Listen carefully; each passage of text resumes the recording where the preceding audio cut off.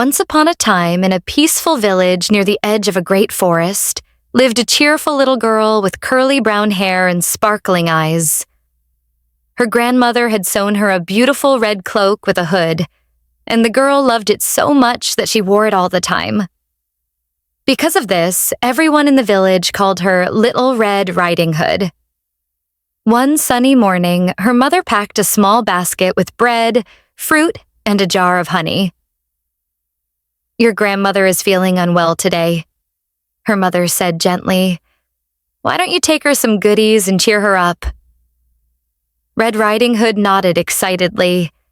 She loved her grandmother, who lived in a small cottage deep within the forest. Before she left, her mother gave her a firm warning. Stay on the path.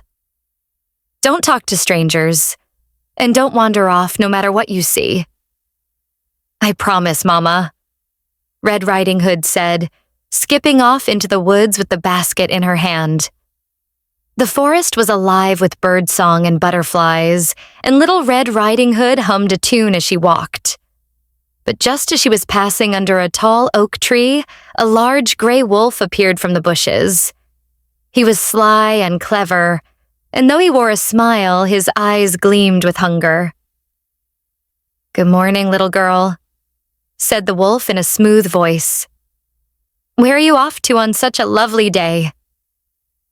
Red Riding Hood remembered her mother's warning, but the wolf seemed so polite. "I'm going to visit my grandmother. She lives in the cottage at the end of the forest trail," she said, pointing the way. "How thoughtful of you," said the wolf. "I do hope she feels better soon." Then, pretending to stretch and yawn, he added, "Why not pick her some fresh flowers? They might make her smile." Red Riding Hood looked around and saw a patch of beautiful wildflowers just off the path. They were so pretty, and her grandmother did love flowers. "I suppose a few wouldn't hurt," she said, and she stepped off the trail to pick them.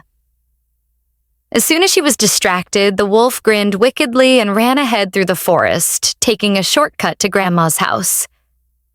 When the wolf arrived, he knocked on the door. "Who is it?" came Grandma's voice from inside. "It's me, Red Riding Hood," said the wolf in a high-pitched voice. "I've brought you some goodies." "Oh, come in, dear," Grandma replied. The moment the door opened, the wolf leaped inside, locked Grandma in the closet, and quickly put on her nightgown, cap, and glasses. Then he jumped into bed and pulled the covers up to his chin. Not long after, Little Red Riding Hood arrived at the cottage with her basket and flowers. She knocked softly. "Come in, dear," said the wolf, disguising his voice. Red Riding Hood stepped inside. It was darker than usual, and something felt odd. She tiptoed over to the bed and looked at her grandmother. "Grandmother, what big eyes you have," she said. "All the better to see you with, my dear," replied the wolf. "Grandmother, what big ears you have." "All the better to hear you with." "Grandmother, what big teeth you have." "All the better to eat you with." Suddenly, the wolf threw off the covers and jumped out of bed, growling and snapping his jaws. Red Riding Hood screamed and ran toward the door. Just at that moment, a woodcutter who had been walking nearby heard the noise and rushed inside.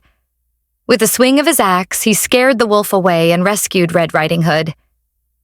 Then he opened the closet and found Grandma unharmed, but a little shaken. "Oh, thank goodness," cried Red Riding Hood, hugging her grandmother. "I'm so sorry," she said. "I didn't listen to Mama. I wandered off the path and talked to a stranger." Grandma smiled and patted her hand. "You've learned your lesson, dear, and that's what matters." From that day on, Little Red Riding Hood always remembered to stay on the path and never talk to strangers. And the forest, though still full of secrets, felt a little safer knowing that she had learned to be wiser and more careful. Moral of the story: always listen to your parents, never talk to strangers, and don't stray from the right path. even when things seem tempting.